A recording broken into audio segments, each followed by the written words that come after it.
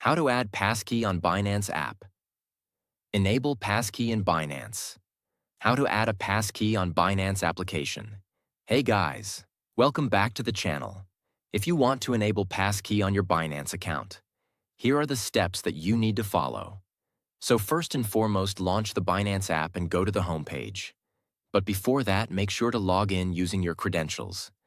Now that you have logged in, tap on the Binance icon in the top left corner after that. Select the option with your UID name and account status, such as verified and unverified, tapping on your account center. You will see different options from here. You will have to choose the security option. Tapping on security will take you to another page now from here.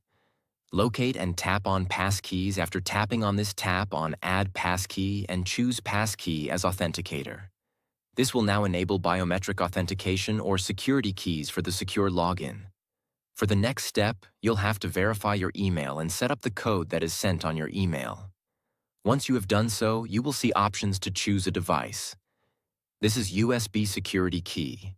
Another phone or tablet, or the current phone. For the current device, proceed with your biometrics using your fingerprint or Face ID, and once the process is complete, the Passkey will be added to your Binance account. So that's it for today's video.